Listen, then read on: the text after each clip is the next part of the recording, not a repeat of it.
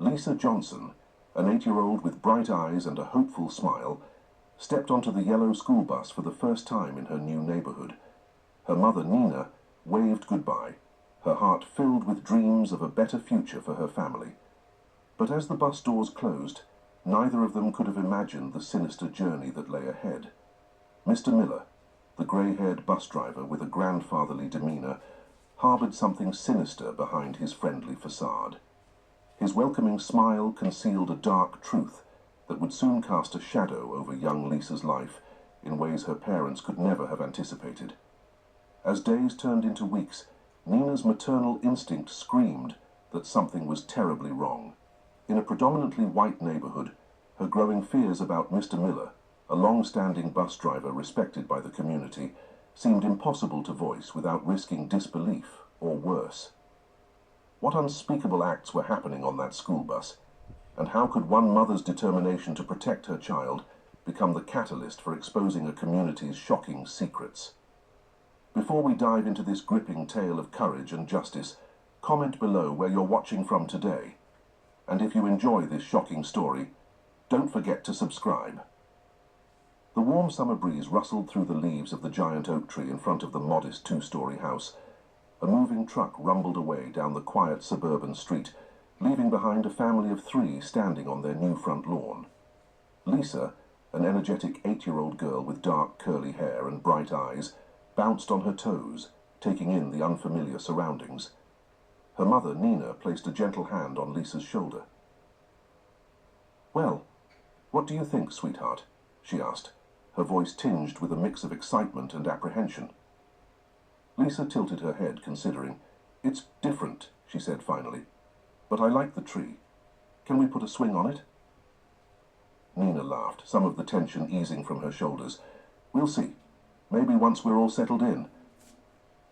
Malcolm, Lisa's father, joined them, wiping sweat from his brow. "That's the last of the boxes," he announced. "What do you say we order some pizza and call it a day?" As they walked into their new home, the family couldn't help but notice the curious glances from their neighbors. They were, after all, the only black family on the street, perhaps in the entire neighborhood. Later that evening, as they sat around a box serving as a makeshift table, Malcolm raised his slice of pizza in a toast. "To new beginnings," he said, his voice warm and hopeful. Nina and Lisa echoed the sentiment, their pizza slices meeting in the middle with a soft clink of crust against crust. As they ate, they talked about their hopes for this new chapter in their lives. "I can't wait to set up my home office," Nina said, her eyes sparkling with excitement. "No more commuting for me. I'll be able to work on my designs right here." Malcolm nodded, a proud smile on his face. "And I'm sure you'll knock their socks off at the new firm," he said, referring to his own job in the city. "It's a bit of a drive, but the opportunity is worth it." Lisa piped up, her mouth full of cheese and pepperoni. "What about my new school? Do you think I'll make friends?" Nina and Malcolm exchanged a glance, their smiles faltering slightly. "Of course you will, sweetie," Nina assured her. "You're smart, kind, and funny. The other kids will love you." Malcolm added, "Just be yourself, Lisa. That's all you need to do." As the evening wore on, the family continued to chat, their voices filling the empty house with warmth and life. They spoke of their dreams for the future, the adventures they might have, and the memories they would create in this new place. But beneath the excitement, there was an undercurrent of uncertainty. They were venturing into unknown territory, a predominantly white neighborhood that might not be as welcoming as they hoped. Nina and Malcolm had discussed this at length before making the move, weighing the opportunities against the potential challenges. "We're doing this for Lisa," Malcolm had said during one of their late-night conversations.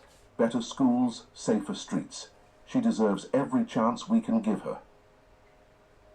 Nina had agreed, but now as she looked around their new living room, scattered with boxes and unfamiliar shadows, she couldn't help but feel a twinge of anxiety. Would they truly be accepted here? Would Lisa be able to thrive? As if sensing her mother's unease, Lisa snuggled up next to Nina on the couch. "I'm glad we're here together," she said simply, her small hand finding Nina's. Nina squeezed her daughter's hand, feeling a surge of love and protectiveness. "Me too, baby," she whispered. "Me too." The family spent the rest of the evening unpacking essentials and preparing for the next day. Tomorrow would bring new challenges, Malcolm's first day at his new job, and more importantly, Lisa's first day at her new school. As Nina tucked Lisa into bed that night, in a room still cluttered with boxes, she paused to smooth her daughter's hair. "Are you excited about tomorrow?" she asked. Lisa nodded, her eyes wide. "A little nervous too," she admitted. "That's okay," Nina reassured her. "It's normal to feel nervous about new things, but remember, you're brave and strong. You've got this." Lisa smiled, her fears seeming to melt away under her mother's loving gaze. "Thanks, Mom. I love you." "I love you too, sweetheart. Sweet dreams." As Nina closed Lisa's door, she leaned against the wall for a moment, taking a deep breath. She hoped with all her heart that tomorrow would be the start of something wonderful for all of them, especially for Lisa. In their own bedroom, Nina found Malcolm already in bed, his brow furrowed as he scrolled through his phone. "Checking the route to work again?" she asked, climbing in beside him. He nodded, putting the phone aside. "Want to make sure I don't get lost on my first day," he said with a chuckle. Then, more seriously, "How's Lisa?" "Nervous, but excited," Nina replied. "I think she'll be okay." Malcolm wrapped an arm around her, pulling her close. "And how are you?" Nina sighed, nestling into his embrace. "The same, I guess, nervous but excited." She paused, then added softly, "I hope we made the right decision, Malcolm." "We did," he said firmly. "It might not be easy at first, but we're together. We can handle anything as long as we have each other." As they drifted off to sleep, the house settled around them, creaking and sighing as if adjusting to its new occupants. Outside, the stars twinkled over their new neighborhood, holding the promise of a fresh start and the potential for both challenges and triumphs in the days to come. The early morning sun cast long shadows across the driveway as Nina and Malcolm stood with Lisa, waiting for the school bus. Lisa clutched her new backpack tightly, her eyes darting up and down the street. "You've got your lunch?" Nina asked, smoothing Lisa's hair for the umpteenth time. Lisa nodded, patting her backpack. "And my notebook and pencils and—" "You're all set, champ," Malcolm interrupted gently, kneeling down to Lisa's level. "Remember what we talked about?" Lisa's face grew serious as she recited, "Be myself, be kind, and if anything makes me uncomfortable, tell a teacher or you guys right away." Malcolm smiled, giving her a quick hug. "That's my girl." The distant rumble of an engine caught their attention. As the yellow school bus rounded the corner, Nina felt her heart rate quicken. This was it, the moment they'd been both anticipating and dreading. The bus pulled up, its doors creaking open. The driver, a middle-aged white man with graying hair, looked down at them. For a moment, surprise flickered across his face, quickly replaced by a neutral expression. "Good morning," he said, his tone polite but not particularly warm. "You must be new to the route." Nina nodded, forcing a smile. "Yes, we just moved in. This is Lisa. She'll be riding with you." The driver nodded curtly. "Welcome aboard, Lisa. I'm Mr. Miller." Lisa hesitated for a moment, looking back at her parents. Nina gave her an encouraging nod, and Malcolm whispered, "You've got this, sweetheart." Taking a deep breath, Lisa climbed the steps. As she disappeared into the bus, Nina and Malcolm caught a glimpse of the other children inside. Most seemed curious, a few smiled, but one or two wore expressions that made Nina's stomach clench. As the bus pulled away, Nina and Malcolm stood hand in hand, watching until it disappeared around the corner. "She'll be fine," Malcolm said, giving Nina's hand a reassuring squeeze, but there was a hint of uncertainty in his voice that matched the worry in Nina's heart. The day seemed to crawl by for Nina. She tried to focus on setting up her home office, but her thoughts kept drifting to Lisa. Was she making friends? Were the teachers kind? Was she feeling out of place? When the time came for Lisa to return, Nina found herself pacing by the window, watching the street. The familiar rumble of the bus engine sent her hurrying to the door. Lisa bounded down the bus steps, her backpack bouncing. Nina's heart lifted at the sight of her daughter's smile. "Hi, Mom," Lisa called, waving as she ran up the driveway. "Hi, sweetie, how was your first day?" Nina asked, enveloping Lisa in a hug. Lisa's excitement was palpable as she recounted her day, her nice teacher, the girl she sat next to at lunch, the cool playground equipment. Nina listened, relief washing over her. It seemed like things had gone well. That evening, as the family sat around the dinner table, Lisa continued to share stories from her day. Malcolm, home from his first day at the new job, listened intently, asking questions and laughing at Lisa's animated descriptions. As the conversation lulled, Lisa suddenly said, "Our bus driver is rude." Nina and Malcolm exchanged surprised glances. "What do you mean, honey?" Nina asked carefully. Lisa shrugged, suddenly looking uncomfortable. "He just says mean things sometimes," she mumbled, then quickly changed the subject, asking Malcolm about his new office. Nina caught Malcolm's eye over Lisa's head, seeing her own concern reflected there. But they didn't push it, not wanting to dampen Lisa's otherwise positive first day. Later that night, as Nina and Malcolm got ready for bed, Malcolm brought it up. "What do you think Lisa meant about the bus driver?" Nina sighed, sitting on the edge of the bed. "I don't know. It could be nothing. Maybe he's just gruff, but it could be something," Malcolm finished for her. "Should we ask her more about it?" Nina shook her head. "Not yet. Let's give it a few days, see if she mentions anything else. We don't want to make her anxious if it's nothing." Malcolm nodded, but Nina could see the worry lines creasing his forehead. She felt it too, that nagging sense that something wasn't quite right. But for now, all they could do was wait and watch. As they settled into bed, Nina found herself staring at the ceiling, her mind replaying Lisa's words. "He just says mean things sometimes." What kind of mean things, and why? The questions swirled in her mind, keeping sleep at bay long into the night. The weeks that followed seemed to settle into a rhythm. Malcolm left early each morning for his long commute to the city, while Nina worked from her newly set-up home office.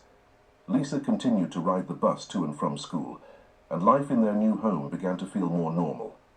But beneath the surface of this new routine, Nina couldn't shake a growing sense of unease. She noticed subtle changes in Lisa's behavior. The bubbly, talkative girl who had excitedly recounted every detail of her first few days at school now gave only brief, non-committal answers when asked about her day. One afternoon, as Nina took a break from her work, she found Lisa sitting by the living room window, staring outside with a distant look in her eyes. "Lisa," Nina called softly, "is everything okay?" Lisa startled slightly, as if pulled from deep thoughts. "Yeah, Mom, I'm fine," she said, but her smile didn't quite reach her eyes. Nina sat down next to her daughter, gently stroking her hair. "You know you can talk to me about anything, right?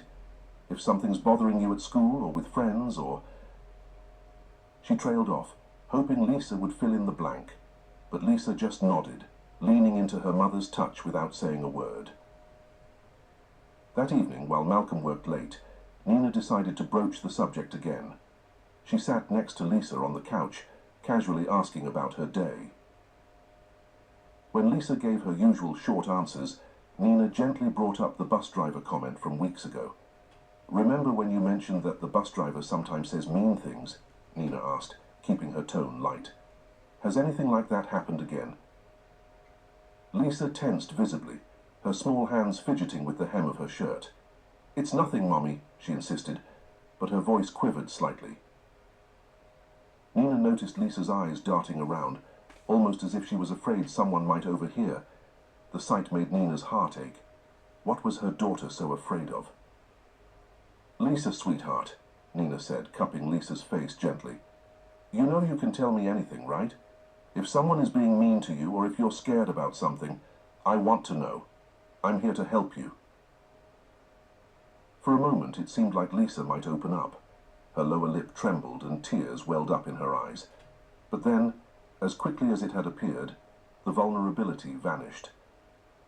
Lisa pulled away, forcing a smile. "I'm fine, Mum, really. Can I go play in my room now?" Nina nodded, her heart heavy as she watched Lisa hurry away. Something was definitely wrong, but she felt helpless to figure out what it was. When Malcolm finally got home that night, Nina shared her observations as they prepared dinner together. She told him about Lisa's strange behavior, her gut feeling that something was wrong, and her failed attempt to get Lisa to open up. Malcolm listened as he stirred the pasta sauce, his brow furrowed in concentration. When Nina finished, he sighed heavily. "Nina, I think you might be overreacting," he said, his voice tired. "Lisa is just adjusting. It's a big change for all of us." Nina felt a flare of frustration. "But Malcolm, you haven't seen how she's been acting. I really think—" Malcolm cut her off, his voice rising slightly. "I have enough problems at work, Nina. I don't need you bringing this up again. Just let it go. Lisa's fine. Don't make this into something it's not." The kitchen fell silent except for the bubbling of the sauce. Nina turned away, hurt and angry, feeling unsupported and invalidated. Malcolm immediately regretted his outburst, but didn't know how to take back his words. They finished preparing dinner in tense silence. When Lisa joined them at the table, the atmosphere was strained. Lisa looked from one parent to the other, sensing the unspoken tension. "Is everything okay?" she asked hesitantly. "Everything's fine, sweetheart," Malcolm said quickly, forcing a smile. "How was your day?" As Lisa launched into a carefully edited version of her day, Nina pushed her food around her plate, her appetite gone. She caught Malcolm's apologetic glance but couldn't bring herself to meet his eyes. That night, as they lay in bed, backs turned to each other, Nina couldn't sleep. She replayed Lisa's words and actions in her mind, her maternal instinct screaming that something was very wrong. But Malcolm's dismissal of her concerns left her feeling isolated and unsure. What if she was overreacting? What if Lisa was just going through a normal adjustment period? But then why did she have this persistent feeling of dread in the pit of her stomach? Nina tossed and turned, her mind racing. She thought about the bus driver, about Lisa's changing behavior, about the way their daughter seemed to withdraw more each day. There had to be a connection, but what was it? As the first light of dawn began to creep through the curtains, Nina made a decision. If no one else would take her concerns seriously, she would have to find out the truth herself. Tomorrow she would take matters into her own hands. With this resolution, Nina finally drifted into a fitful sleep, unaware of the events that would unfold in the coming days, events that would shake their family to its core and change their lives forever. The next morning dawned grey and overcast, matching Nina's mood as she went through the motions of getting Lisa ready for school. Malcolm had already left for work, the tension from the previous night's argument still hanging in the air. As Lisa climbed onto the bus, Nina watched with a mixture of worry and determination. Today would be different. Today she would find out what was really going on. The moment the bus pulled away, Nina sprang into action. She grabbed her car keys and a light jacket, her heart pounding with a mix of anxiety and determination as she locked the front door behind her. Nina slid into the driver's seat of her car, her hands shaking slightly as she turned the key in the ignition. As she pulled out of the driveway, she caught sight of a neighbor watering her lawn. The woman waved and Nina forced a smile, hoping her actions wouldn't arouse suspicion. She kept a safe distance as she followed the yellow school bus through the winding suburban streets. Her heart raced, and she felt equal parts determined and ridiculous. What if Malcolm was right, and she was overreacting? But what if he was wrong and Lisa was in trouble? The bus made its usual stops, picking up children along the route. Nina noticed something odd. At each stop, Lisa seemed to be the last to board, even when other children were waiting at the same stop. Was this coincidence, or was there more to it? At one point, Nina thought she saw Mr. Miller, the bus driver, say something to Lisa as she climbed the steps. Lisa's shoulders seemed to hunch slightly, but from this distance, Nina couldn't be sure if she was just imagining things. When they finally reached the school, Nina parked across the street, her hands gripping the steering wheel tightly as she watched the children disembark. Mr. Miller, his greying hair visible even from this distance, helped the kids off the bus with a smile. When it was Lisa's turn, he even gave her a friendly pat on the shoulder. Nina felt a confusing mix of relief and bewilderment. From what she could see, Mr. Miller seemed perfectly kind and professional. His interaction with Lisa appeared normal, even friendly. So, why did Lisa say he was rude? Why did she seem so uncomfortable talking about him? As she drove home, Nina tried to reconcile what she'd seen with her gut feeling. Maybe she was overreacting. Maybe Lisa was just having trouble adjusting to the new school and neighborhood. But a nagging doubt remained. What if Mr. Miller had noticed her following and changed his behavior? Back at home, Nina tried to focus on her work, but her mind kept drifting back to what she'd witnessed. She couldn't shake the feeling that she was missing something crucial. The pieces of the puzzle were there, but she couldn't quite make them fit together. As the day wore on, Nina's thoughts churned. Should she tell Malcolm about what she'd done? Would he understand her concerns, or would he be angry that she'd gone behind his back? And what about Lisa? Should she confront her daughter directly about what was going on? By the time Lisa returned home from school, Nina had made up her mind. She wouldn't mention her impromptu stakeout to anyone. Not yet. She needed more information before she could act. "How was school today, sweetie?" Nina asked as Lisa walked through the door. Lisa shrugged, her usual response these days. "Fine," she mumbled, heading towards her room. Nina watched her go, her heart heavy. Something was definitely wrong, but what? And how could she help her daughter if Lisa wouldn't open up to her?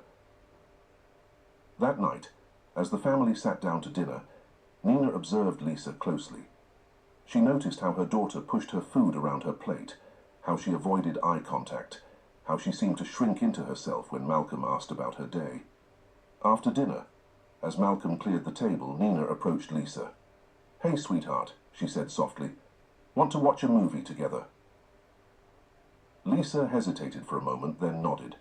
As they settled on the couch, Nina pulled her daughter close. For a while they sat in silence, the glow of the TV washing over them. "You know I love you, right?" Nina said suddenly, her voice barely above a whisper. Lisa looked up at her, surprise in her eyes. "I know, Mom, I love you too." Nina hugged her tighter. "And you know you can tell me anything at all." For a moment, Nina thought she saw a flicker of something. Fear, sadness, in Lisa's eyes, but then it was gone, replaced by a forced smile. "I know, Mom," Lisa said, turning back to the movie. Nina sighed inwardly. She hadn't broken through, not yet, but she wouldn't give up. Something was wrong, and she was determined to find out what it was. She would protect her daughter no matter what. As Lisa drifted off to sleep in her arms, Nina made a silent promise. She would get to the bottom of this, with or without Malcolm's support. She would find out what was really going on with Mr. Miller and the bus rides, and she would make sure her daughter was safe no matter what it took. Little did Nina know that the truth would be far more shocking and heartbreaking than she could have ever imagined.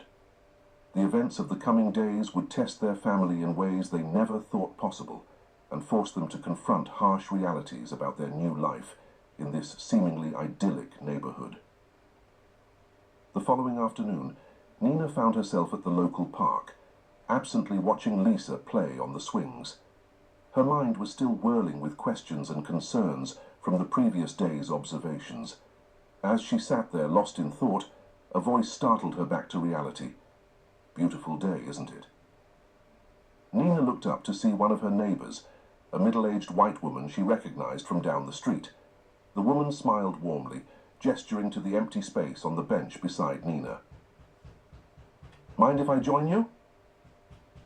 Nina nodded, forcing a smile. "Of course not. Please, sit down." As the woman settled beside her, Nina's mind raced. Here was an opportunity, a chance to get another perspective, to see if her concerns were justified, or if she was indeed overreacting, as Malcolm suggested. "I'm Sarah, by the way. the woman said, extending her hand. "I think we're just a few houses down from you." "Nina," she replied, shaking Sarah's hand. "Nice to meet you properly." They chatted amiably for a few minutes about the neighborhood, the weather, and the challenges of moving to a new place. Nina found herself relaxing slightly, grateful for the friendly conversation. Finally, gathering her courage, Nina decided to broach the subject that had been consuming her thoughts. "Sarah," she began hesitantly, "can I ask you something? It's about the school bus driver, Mr. Miller." Sarah's eyebrows raised slightly, but she nodded encouragingly. "Of course. What about him?" Nina took a deep breath, choosing her words carefully. "Lisa, my daughter. She mentioned the bus driver being rude. I've been a little concerned about how he treats the kids. I was wondering if you've heard anything similar from other parents or your own children." The change in Sarah's demeanor was immediate and shocking. Her friendly smile vanished, replaced by a hard, angry expression that made Nina recoil slightly. "How dare you?" Sarah hissed, her voice low but filled with venom. "How dare you accuse Mr. Miller of anything? He's been driving the kids in this neighborhood for decades. He's a good man." Nina was stunned into silence, her mouth opening and closing wordlessly as Sarah continued her tirade. "You just came into this neighborhood, and you're already causing trouble, thinking you're the boss around here," Sarah spat, her face flushed with anger. "If you don't like it, you're free to leave. I think you'd be doing everyone here a favor anyway." The words hit Nina like a physical blow. The thinly veiled racism in Sarah's outburst left her feeling sick to her stomach. She had suspected that not everyone in the neighborhood would be welcoming, but the raw hostility in Sarah's voice was beyond anything she had imagined. I'm sorry," Nina managed to stammer, rising from the bench on shaky legs. "I didn't mean to offend anyone. I was just concerned about my daughter." Sarah stood as well, her eyes cold. "Well, maybe you should teach your daughter to show some respect instead of making up stories about good people." With that, Sarah turned on her heel and stalked away, leaving Nina standing alone, feeling as if the ground had been pulled out from under her feet. Across the playground, Lisa had stopped swinging and was watching the scene with wide, worried eyes. Nina forced herself to smile reassuringly at her daughter, even as her mind reeled from the encounter. As they walked home, hand in hand, Nina's thoughts were in turmoil. Sarah's reaction had been so extreme, so disproportionate to a simple question. Was this how the entire neighborhood felt about them? Were they seen as troublemakers simply for existing here? More importantly, what did this mean for Lisa's situation? If this was how an adult reacted to a mere question about Mr. Miller, how would they respond if Lisa ever came forward with a real complaint? That night, after Lisa had gone to bed, Nina sat alone in the living room, turning the day's events over in her mind. She hadn't told Malcolm about her conversation with Sarah. She couldn't bear to see the "I told you so" look in his eyes if he dismissed her concerns again. But now, more than ever, Nina was convinced that something was deeply wrong. The pieces still didn't fit together, but Sarah's overreaction had only strengthened Nina's resolve to get to the bottom of what was happening. As she finally headed to bed, exhaustion weighing heavily on her, Nina made a decision. She would continue to investigate on her own. She would watch, listen, and gather evidence. And when she had enough to prove that her concerns were valid, she would confront Malcolm, the school, and anyone else who stood in the way of protecting her daughter. Little did Nina know that the truth she sought would come crashing down on their family sooner and more dramatically than she could have ever anticipated. The events set in motion by her simple question to Sarah would snowball into a crisis that would test their family's strength, challenge their beliefs, and forever change their lives in this new community. The weeks that followed Nina's unsettling encounter with Sarah were filled with a tense, uneasy quiet. Nina and Malcolm were hyper-vigilant, watching Lisa for any signs of distress, but she seemed to be doing better. The cloud that had hung over her in recent weeks appeared to be lifting, and she was talking more about school and her new friends. Nina found herself wondering if perhaps her fears had been unfounded after all. Maybe Lisa had just been going through an adjustment period, and things were finally settling down. The thought brought both relief and a twinge of guilt. Had she really been on the verge of upending their lives over nothing? On a crisp autumn afternoon, Nina sat at her desk, deeply engrossed in a design project for a new client. The house was quiet, filled only with the soft tapping of her keyboard and the occasional rustle of leaves outside the window. Glancing at the clock on her computer screen, Nina realized it was almost time for Lisa to return from school. She saved her work and headed to the kitchen to prepare an after-school snack, as was their usual routine. As she sliced apples and spread peanut butter on crackers, Nina found herself humming softly. For the first time in weeks, she felt a sense of normalcy, of things finally falling into place in their new home. 4 o'clock came and went. Nina wasn't worried yet. Sometimes the bus ran a few minutes late. She arranged the snack on a plate and set it on the kitchen counter, then returned to her office to answer a quick email. But as 4:15 approached with no sign of Lisa, a knot of anxiety began to form in Nina's stomach. She went to the front window, peering out at the quiet street. No yellow bus in sight. By 4:30, Nina was pacing the living room, phone in hand. She called Malcolm, trying to keep the panic out of her voice, as she explained that Lisa hadn't come home. "I'm sure it's nothing," she said, as much to convince herself as Malcolm. "Maybe the bus broke down or something, but I'm getting worried." Malcolm's voice was tense but reassuring. "I'm leaving work now. I'll be home as soon as I can. Have you called the school?" Nina shook her head, then remembered Malcolm couldn't see her. "Not yet. I wanted to check with you first. I'll call them right now." As the sun began to set, casting long shadows across the lawn, Nina's worry turned to full-blown panic. She called the school, her voice shaking as she explained that Lisa hadn't come home. The receptionist informed her that all buses had returned to the depot and the school was closing for the day. "But my daughter isn't home," Nina insisted, her voice rising. "She has to be somewhere between the school and here. Can't you check? Can't you do something?" The receptionist's voice was sympathetic but firm. "I'm sorry, Mrs. Johnson, but all our staff have left for the day. If your daughter doesn't turn up soon, I suggest you call the police." Nina hung up, her hands trembling. Call the police? How had this happened? How had a normal day turned into this nightmare? Malcolm arrived home to find Nina in tears, frantically dialing the bus depot. Nina and Malcolm clung to each other, both imagining worst-case scenarios. The ticking of the clock on the mantel seemed to mock them with each passing second. "This is all my fault," Nina whispered, her voice hoarse from crying. "I knew something was wrong. I should have done more. I should have—" Malcolm cut her off, pulling her close. "This is not your fault, Nina. We'll find her. She has to be somewhere." Just as Nina was about to grab her keys and drive around the neighborhood, they heard the creak of the front door. Time seemed to stand still as they turned to see Lisa walk in, 2 hours late, her yellow skirt wrinkled, pink shirt askew and her usually neat braids disheveled. Nina rushed to her daughter, wrapping her in a tight embrace. "Where have you been?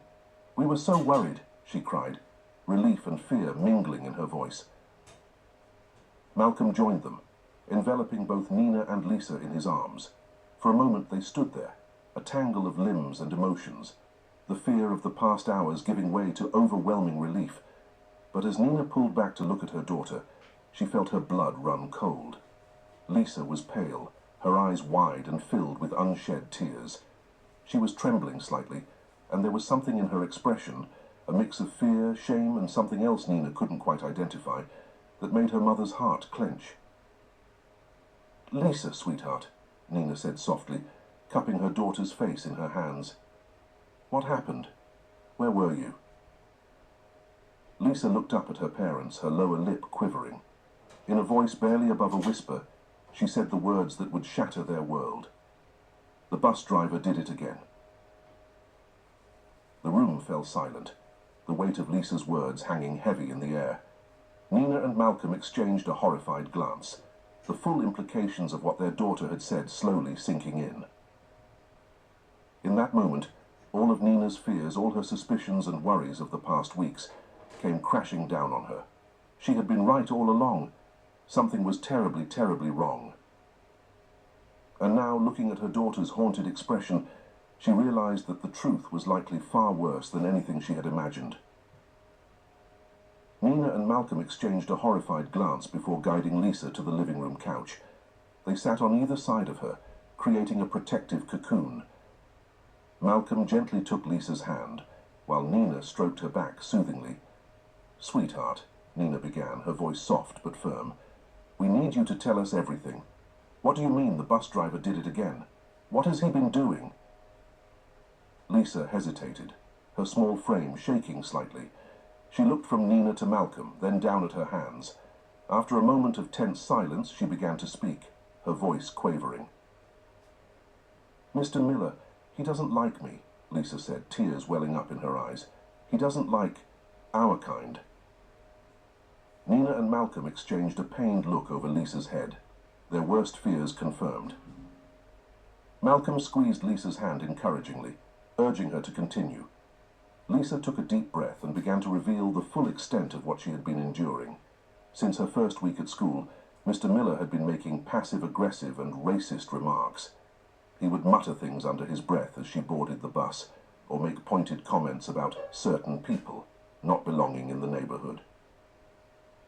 "When I said he was rude before," Lisa continued, her voice growing stronger as she spoke, "I was scared. I didn't know how to explain it. I thought maybe I was imagining things." Nina felt a wave of guilt wash over her. She had sensed something was wrong, but she hadn't pushed hard enough. She hadn't protected her daughter.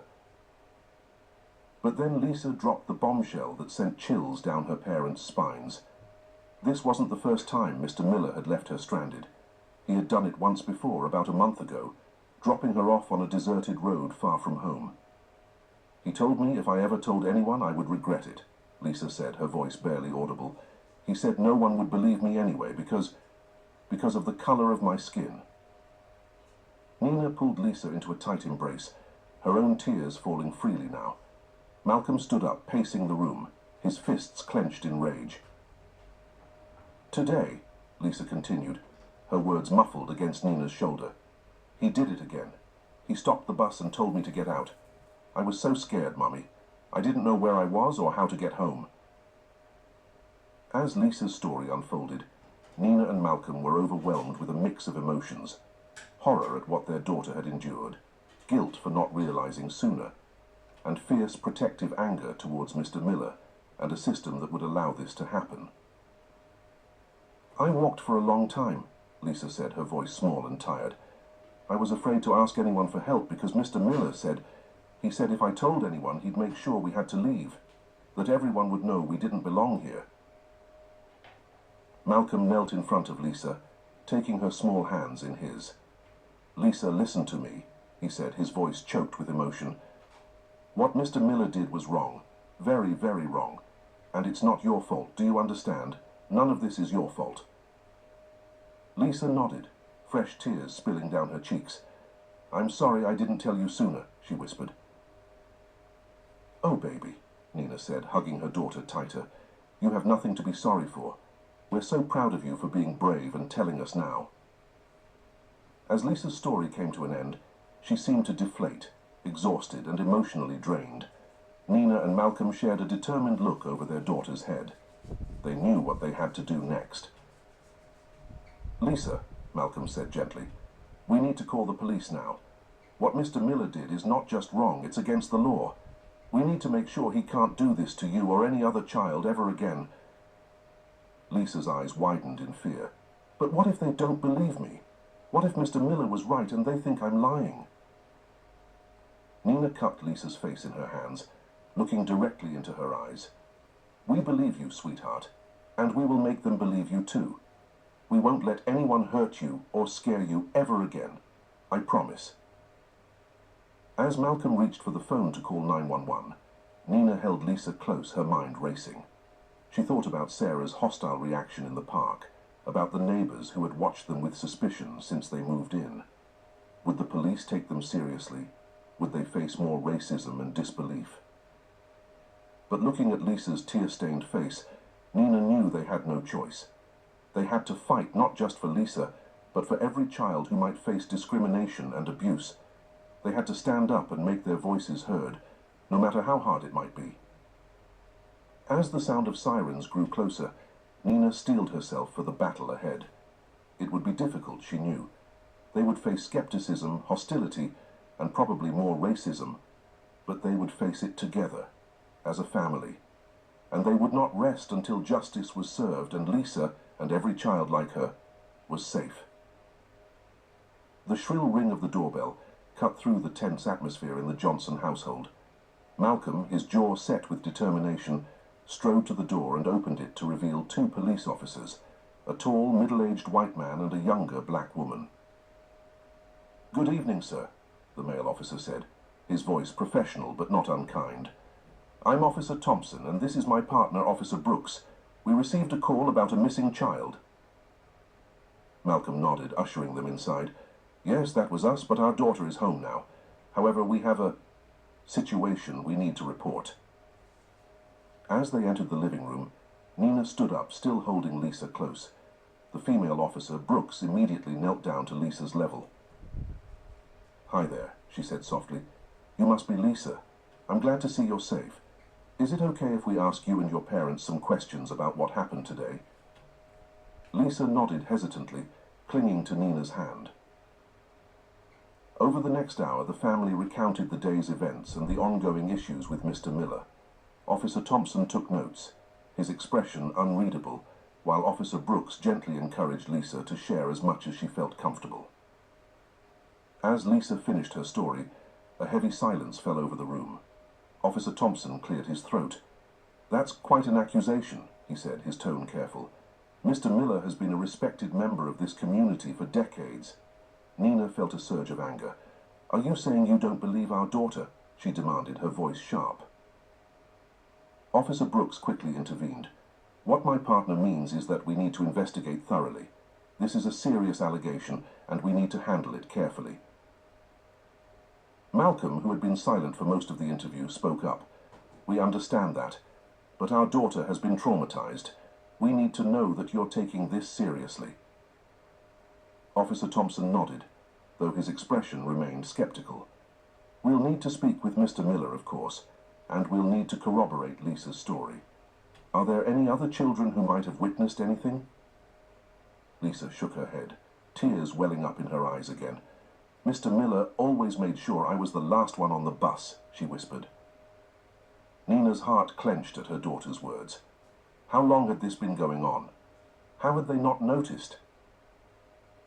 As the officers prepared to leave, Nina made a decision. "We want to go with you," she said firmly. "When you talk to Mr. Miller, we want to be there." Officer Thompson looked uncomfortable. "Ma'am, that's not really protocol." "I don't care about protocol," Nina interrupted. "This is our daughter we're talking about. We need to see this through." After a moment of hesitation, Officer Brooks nodded.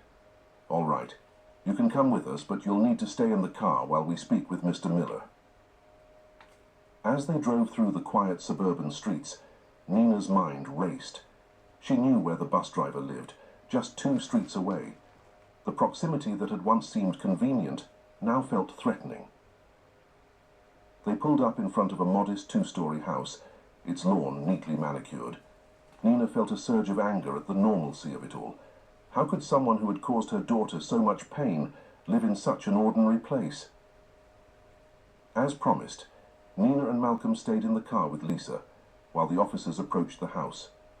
Through the window, they watched as Mr. Miller answered the door, his expression changing from confusion to defensiveness as the officers spoke. After what felt like an eternity, the officers returned to the car. Officer Thompson's face was grim. "Mr. Miller denies everything," he said. "Says he's never mistreated any child, let alone singled one out." Nina felt a wave of despair wash over her. Was this how it would end? With their daughter's pain dismissed, her trauma invalidated? But before she could voice her frustration, a commotion caught their attention. A woman was hurrying across the street, waving to get the officers' attention. "Wait," she called out, "I need to talk to you." As the woman approached, Nina recognized her with a start. It was another mother from the neighborhood, one of the few other black families in the area. "I couldn't help overhearing," the woman said, slightly out of breath. "And I need to tell you, this woman is right. We've experienced something similar with our 2 kids. We didn't have the courage to speak up and just decided to drive the kids ourselves, instead of letting them ride with the bus driver." Nina felt a surge of hope. Here finally was the corroboration they needed. She watched as the officer's expressions changed, Officer Thompson's skepticism giving way to concern, Officer Brooks' eyes narrowing with renewed determination. "Ma'am, we're going to need to take an official statement from you," Officer Brooks said. "This changes things significantly." As the woman nodded her agreement, Nina caught her eye.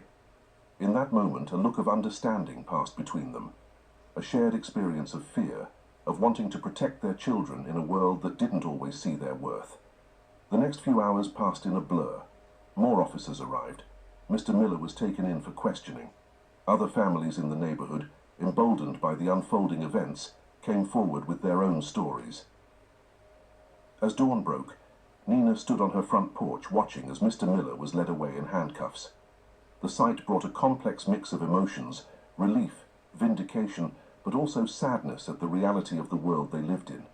Malcolm joined her, wrapping an arm around her shoulders. "It's over," he said softly. But Nina shook her head. "No," she replied, her voice filled with quiet determination. "It's just beginning. We have a lot of work to do to make sure this never happens again, not to Lisa, not to any child." As they turned to go back inside, where Lisa was finally sleeping peacefully, Nina knew that their fight was far from over. But they had taken the first step. They had spoken up, stood their ground, and made their voices heard. And in doing so, they had not only protected their daughter, but had opened the door for change in their community. It wouldn't be easy, but Nina was ready for the challenge. For Lisa, for every child who had ever felt scared or unwelcome, they would continue to fight for justice and acceptance. In the days that followed Mr. Miller's arrest, the Johnson family found themselves at the center of a community in turmoil. The story spread quickly, dividing opinions and stirring up long-buried tensions. Nina stood at her living room window, watching as a group of reporters camped out on their front lawn. The quiet suburban street she had once hoped would be a peaceful haven for her family had become a battleground of sorts. "Mom," Lisa's voice came from behind her, "are those people going to be there all day?" Nina turned, forcing a smile for her daughter. "Don't worry about them, sweetheart. They'll go away soon." But even as she said it, Nina wasn't sure if she believed it herself.